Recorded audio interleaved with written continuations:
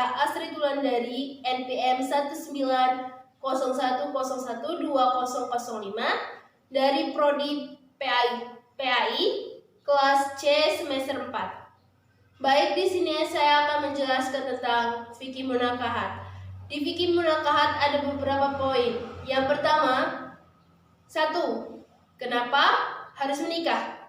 2. Konsep peminangan dan kafah dalam Islam. 3. Syarat dan rukun nikah. 4. Akad nikah dalam Islam. 5. Wali dan saksi dalam pernikahan. 6. Kedudukan dan jenis mahar dalam pernikahan. 7. Poligami. Poin yang pertama, kenapa kita harus menikah? Ada beberapa alasan mengapa seseorang harus menikah. Yang pertama, Anda akan hidup lebih sehat. Kedua, Anda akan hidup lebih lama. Ketiga, Anda akan lebih bahagia. Keempat, rendahnya resiko kelainan jiwa. Kelima, memiliki pendukung. Keenam, kurangnya penyalahgunaan narkoba dan jenis obat-obatan lain. Ketujuh, penghasilan akan lebih besar. Kedelapan, Anda akan lebih hemat dan lebih banyak uang. Poin yang kedua di dalam fikih munakahat, yaitu konsep peminangan dalam kafa'ah dan kafa'ah dalam Islam. Peminangan adalah proses pernyataan ingin membina suatu rumah tangga antara dua orang, yaitu laki-laki dan perempuan, yang dilakukan sebelum pernikahan, baik melalui wali atau secara langsung. 1. Tidak ada dasar yang jelas dan spesifik tentang suruhan peminangan. Oleh karena itu, kebanyakan dari ulama menyatakan hukumnya mubah, walaupun di antara mereka ada yang mewajibkannya dengan mengatakan bahwa pinangan adalah tradisi Nabi. Yang kedua, hikmah dari pinangan adalah wadah perkenalan dan penguat ikatan dalam memulai kehidupan baru dengan menikah. Ketiga, peminangan ada dua macam, secara langsung maupun tidak langsung. Pembagian ini tergantung keadaan orang yang dipinang. Kufu berarti sama, sederajat, sepadan, ataupun sebanding. Maksud kufu dalam perkawinan yaitu adalah seorang laki-laki dengan calon istrinya sama dalam kedudukan, sebanding dengan tingkat sosial, dan sederajat dalam akhlak serta kekayaan. Hukum kafa'ah sendiri pada ulama tidak sama, meskipun ada sedikit kemiripan, seperti halnya yang kita lihat pada keempat mazhab. Dalam penentuan kufu yang dijadikan ukuran adalah suami atau laki-laki, karena istri yang kedudukannya lebih tinggi biasanya merasa iba, baik secara pribadi maupun walinya, bila mana ia dikawin dengan laki-laki yang tidak kufu. Tetapi laki-laki yang terpandang tidak iba jika istrinya itu berada di bawah derajatnya. Poin yang ketiga, yaitu syarat dan rukun nikah. Yang pertama, itu ada wali untuk mempelai perempuan. Wali nikah pada perempuan antara lain ayah, kakek, atau saudara dari garis keturunan ayah. Yang kedua, ada saksi dari kedua belah pihak. Pernikahan yang sah diperlakukan saksi dari kedua belah pihak. Persyaratan saksi antara lain orang tersebut beragama Islam, balik, berakal, lelaki, dan adil. Yang ketiga, ada mahar. Mahar atau mas kawin sangat penting keberadaannya di altar pernikahan dan menjadi syarat nikah dalam Islam. Mahar adalah sejumlah harta yang diberikan oleh pihak laki-laki kepada pihak perempuan. Yang keempat, ijab dan qabul. Ijab dan qabul dimaknai sebagai janji suci kepada Allah Subhanahu wa Ta'ala di hadapan penghulu, wali, dan saksi. Pelaksanaan ijab dan qabul merupakan syarat sah agar pasangan menikah sah sebagai pasangan suami istri. Poin yang keempat adalah akad nikah dalam Islam.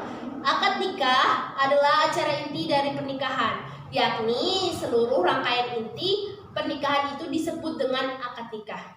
Di dalam akad nikah, dalam Islam harus ada 5 syarat ya harus dilakukan supaya pernikahan berjalan dengan lancar. Yang pertama, calon mempelai pria. Yang kedua, calon mempelai wanita. Yang ketiga, wali dari mempelai wanita. Yang keempat, 2 orang saksi yang adil. Dan yang kelima, ijab kabul. Poin yang kelima yaitu adalah wali dan saksi dalam pernikahan. Wali pernikahan merupakan seseorang yang berhak menikahkan anak perempuannya dengan seseorang lelaki pilihan anaknya. Wali pernikahan ada 2, yaitu wali nasab dan wali hakim.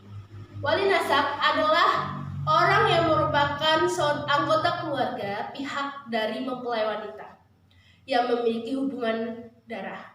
Wali nasab diantaranya ayah, kakek, ayahnya ayah. Yang kedua, saudara lelaki seayah seibu kandung. Yang ketiga, saudara lelaki seayah. Yang keempat, anak lelaki saudara lelaki seayah seibu kandung. Yang kelima, anak lelaki saudara lelaki seayah. Yang keenam, paman dari pihak ayah. Apa itu yang disebut dengan wali hakim? Wali hakim adalah wali dari berasal dari Menteri Agama dan selanjutnya diserahkan pada petugas pencatat nikah. Saksi nikah merupakan rukun pelaksanaan akad nikah.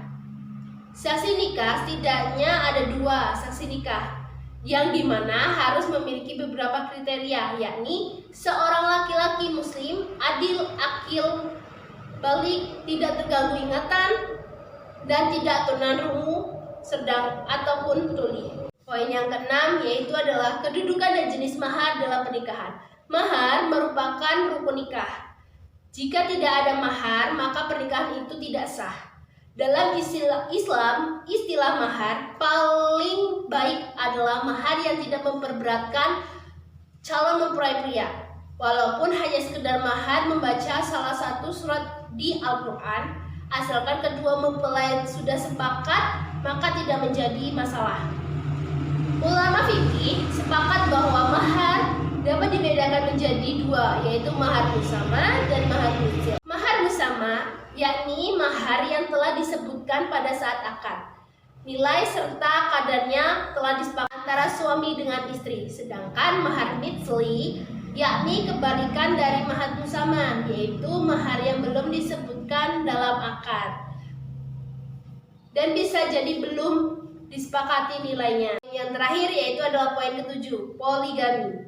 Poligami adalah perkawinan seorang suami dengan lebih dari seorang istri dalam waktu yang bersamaan. Lawan dari poligami adalah monogami. Dalam perspektif hukum Islam, poligami dibatasi sampai maksimal 4 orang istri. Ketentuan atau syarat berpoligami dalam Islam yakni yang pertama, mampu berlaku adil. Yang kedua, jumlah istri dibatasi maksimal 4 orang. Yang ketiga, mampu memberi nafkah lahir dan batin. Yang keempat, niatkan semata-mata untuk ibadah kepada Allah Subhanahu wa taala. Yang kelima, dilarang menikahi 2 wanita yang bersaudara. Yang keenam, mampu menjaga kehormatan para istri. Baik, itu tadi penjelasan tentang fikih munakahat, beberapa poin yang sudah saya jelaskan. Mohon maaf apabila ada kesalahan dalam pengucapan. Kepada Allah saya mohon ampun. Sekian dari saya. Wassalamualaikum warahmatullahi wabarakatuh. Selamat menunaikan ibadah puasa.